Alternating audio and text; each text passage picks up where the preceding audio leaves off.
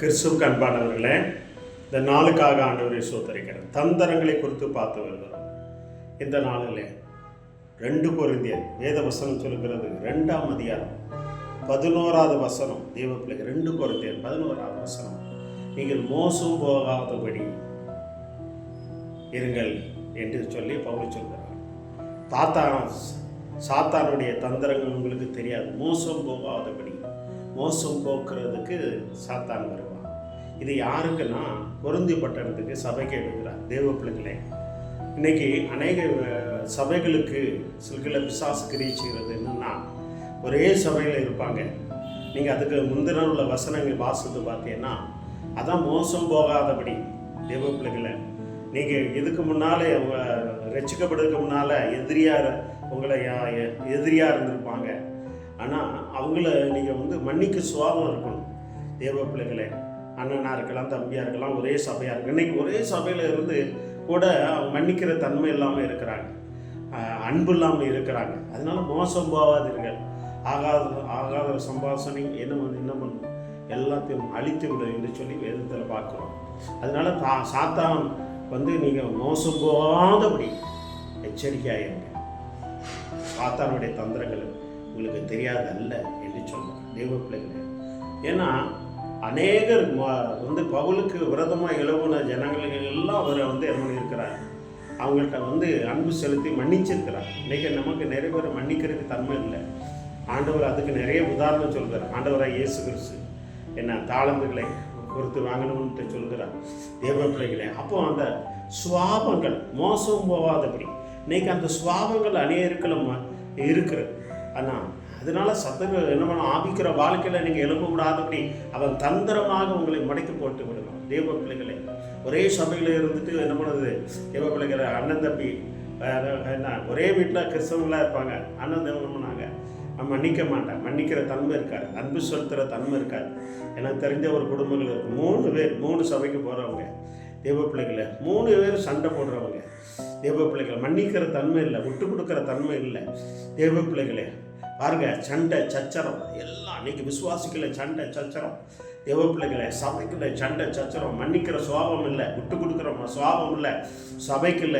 தேவ பிள்ளைகளை, சங்கத்துக்குள்ள விட்டு கொடுக்குற சுவாபம் இல்லை, டயசனுக்குள்ள விட்டு கொடுக்குற சுவாபம் இல்லை, அன்பு செலுத்துகிற சுவாபம் இல்லை. மோசம் போகாதீர்கள். இது மோசம், உங்கள் குடும்பத்தை மோசம் உண்டாக்கணும், சபையை உண்டாக்கணும்.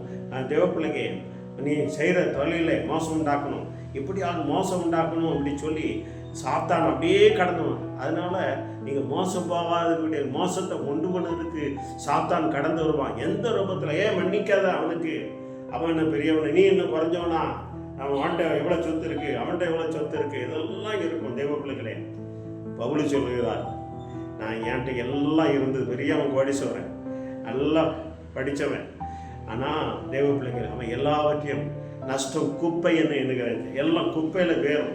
தேவ பிள்ளைகளே, செத்து 6 அடி மண்ணில் அந்த 6 அடி இடத்துல வச்சதுக்கப்புறம் 2 நாள் 3ஆம் நாள் புழு அரிக்கும், எறும்பு வரும், நாத்தம் எடுக்கிற சரீரம்.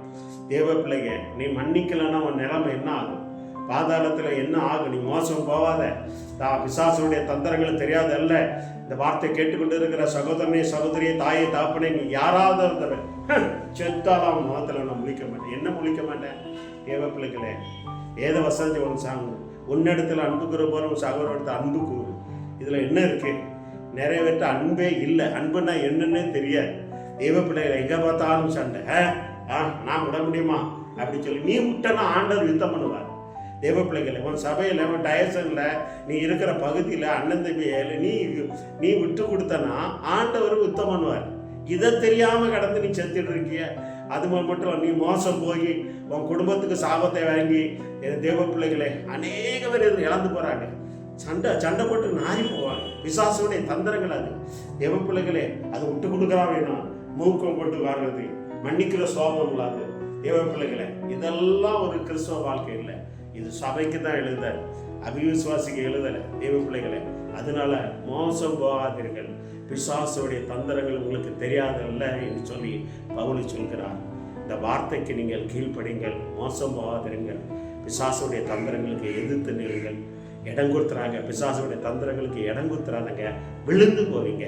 நீங்களும் விழுந்து, உங்களுடைய சந்ததியை விழுந்து, அந்த சாபத்தை அந்த பிள்ளைகளுக்கு, நல்லா இருக்க பிள்ளைகளுக்கு சாபத்தை தேடி வச்சு, தேவ பிள்ளைகளே நீங்கள் அப்பா, தேவ பிள்ளைகளே இருந்து கெடுத்தான் செத்தும் கெடுத்தேன்னு கெடுத்துட்டு போயிடாதுங்க. மோசம் பாருங்க. ஆண்டவருடைய வார்த்தைக்கு செவிசாய்ங்க. கர்த்தரை ஆசீர்வதிப்பார். கண்களை முடிச்ச செய்யும். நல்ல ஆண்டவரையும் ஒரு சோதனைப்பா. பவுல் அங்கே இப்படி அமைச்சவங்க, மோசம் போகாதீர்கள், பிசாசுடைய தந்திரங்கள் எங்களுக்கு தெரியாதல்ல என்று சொல்லுங்கள். அதுவே தந்திரமாக எங்கள் மோசம் போக முடியாது. மன்னிக்கிற சோகம் அன்பு இல்லாதபடி, நேசிக்க விடாதபடி எல்லா தருணங்களாக கொண்டு வருவோம். அதுக்கு இடம் கொடுக்காதபடி எங்களை விலக்கி காத்துக்கொள்ளுங்கள். லிகனத்தை நேமாற்றி இயேசுவின் நாமத்தினாலே ஆமென். ஆமென்.